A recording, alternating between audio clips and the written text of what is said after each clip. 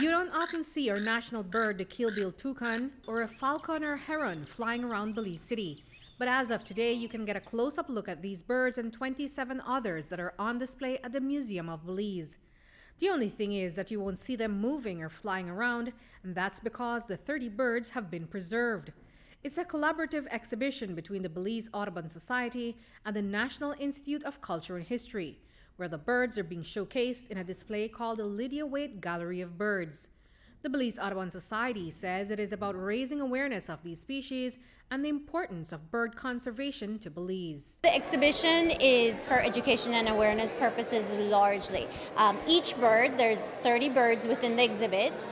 Each bird tells its story. So each bird tells us about where it lives, what it eats, its nest. The information really is done in a simplistic manner that all of us can read it and understand.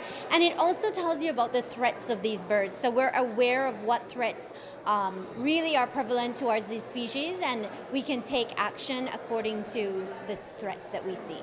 For the past 2 years, an American taxidermist who resides in Belize, Dr. Steven Zitzer, has been doing the groundwork to put on a bird taxidermy exhibition. Since the idea took root, he collected 30 dead birds with permission from the Forestry Department. The carcasses of these protected birds would have been burnt, which is normally how they are discarded. But Dr. Zitzer decided to put them to good use. To prepare them, he removed their entrails and stuffed them, preserving them through a process called taxidermy. He says he wanted the birds to look like living creatures.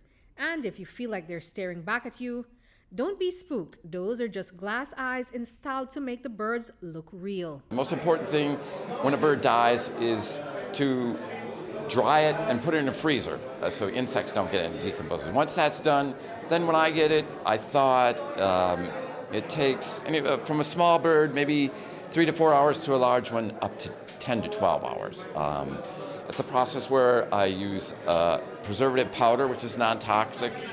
I turn the whole bird inside out, and then the inside I put newspaper, wire, and the most expensive thing is the glass eyes. That's the most important thing. The end product is to make the eyes look good so it looks more alive. Now, the other artistic part of it is I find nice pieces of wood. I'm a bird watcher, so I know the poses of the birds, what they look like to make them look natural. And because they're all injured, the challenge for me is to hide the bad part. As a part of the education, these birds will remain on display for 6 months at the Museum of Belize, where local schools and tourists alike can learn much more about the rich history and growing birding conservation in Belize.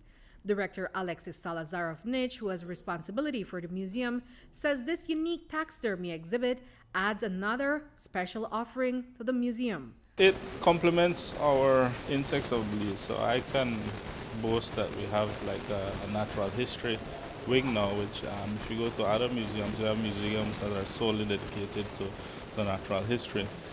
Kids, they're just naturally interested in birds and in coming and seeing it. We're going to do another session with Dr. Zitzer at the Street Art Festival. So we have a plan to go out and do education about birds, and then also have the exhibit here where schools can come in and, of course, view the new exhibit. Reporting for News 5, I'm Andrea Polanco.